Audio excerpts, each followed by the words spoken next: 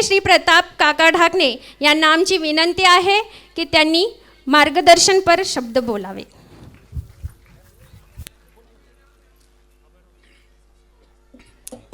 नमस्कार. आपल्या कार्यक्रमाच्या प्रमुख पाहुण्या, आपल्या विधानसभेच्या सन्माननीय सदस्या आदरणीय मोनिकाताई,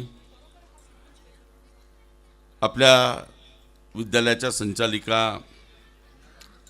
सन्माननीय ज्योतिताई, अध्यक्ष आमच्या मातोश्री कौशल्यताई, आपले सर्वांचे परिचित आपल्या विभागाचे प्रांतसाहेब सन्माननीय मत्तेसाहेब डॉक्टर दीपकजी देशमुख, अभयजी आव्हाड आणि आदरणीय पारगावकर सर, डॉक्टर मृत्युंजय गर्जे, सर्व उपस्थित पालक आणि माझ्या बालगोपाल मित्रांनो.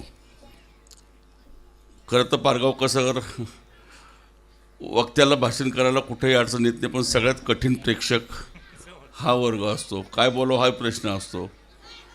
मी फार काही बोलणार नाही, वेळ अधिकचा घेणार नाही, कारण तुम्हाला तुमचा कार्यक्रम सादर करायचा आहे. आनंद वाटतोय की आमच्या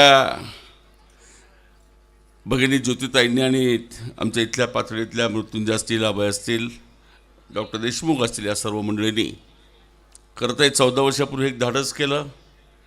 शहरापासून थोडंसं अंतर जास्त असतानाही या ठिकाणी विद्यालय सुरू केलं. आता ज्योतिताईंनी थोडीफार खंत काही बाबतीत व्यक्त केली, हे चालूच असणार. या ठिकाणी मोनिकाताई राजाळे यांचे आजोबा सासरे स्वर्गीय दादा पाटील राजाळे असतील, आमचे पिताजी स्वर्गीय बबनराव ढाकणे साहेब असतील, अभयचे पिताजी स्वर्गीय बाबूजी आव्हाड असतील, यांनी या तालुक्यामध्ये शिक्षणाचे माध्यमातून ग्रामीण भागातल्या मुलांना शिक्षणाची सोय उपलब्ध करून दिली.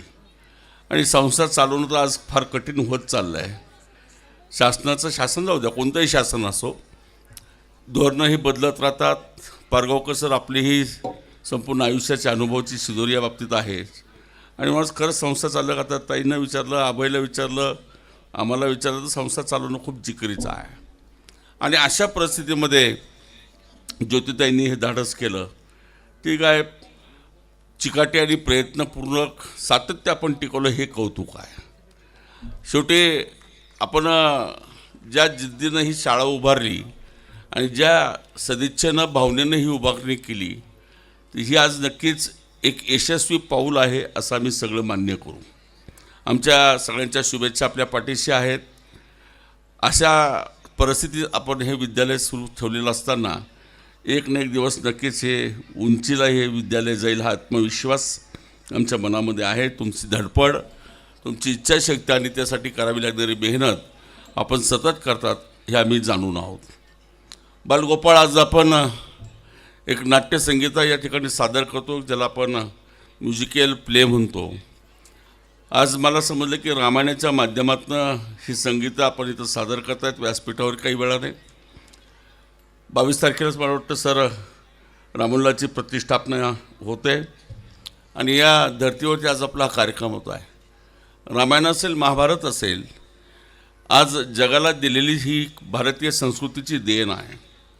योगा, आयुर्वेद, तसं रामायण आणि महाभारत हे जगाला भारतीय संस्कृतीची देण आहे असं म्हटलं तरी चालेल, सगळ्या मानवी जीवनाला आहे. रामायणाच्या माध्यमातून मानवी जीवनामध्ये कशा पद्धतीने वागावं हे रामायण सांगतं. आणि जीवन जगत असताना व्यवहार नीतीच्या माध्यमातून नैतिकतेच्या मूल्यावरती कसं व्यवहार करावेत हे महाभारत सांगतं. आणि मग त्यातलं रामायण आता तुम्ही सादर करणार आहेत. या ठिकाणी राम आहे, सीता आहे. थोडंसं ज्योतिताई मी वेळेवरती अगोदर आलो, त्याचा फायदा एवढा झाला की मी त्या सगळ्या रामायणातल्या पात्रांना भेटलो आहे. त्याच्यामुळं मस्तपैकी त्यांनी रंगवलं एक शिक्षकांनी.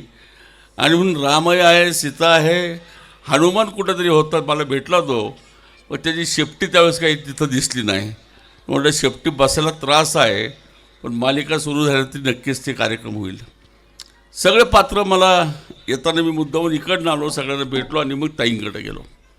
मी एवढंच सांगेल, तुमचं वय छोटं आहे, पण आज तुम्ही जे पात्र साकार करतायत त्या पात्राच्या माध्यमातून तुमच्या शिक्षकांना, आईंना, वडिलांना ती भूमिका नंतर समजावून घ्या की रामायणातलं एकही पात्र असं नाही की जे पात्र आपल्या जीवनाला काहीतरी आदर्श किंवा काहीतरी दिशा दिल्याशिवाय राहत नाही.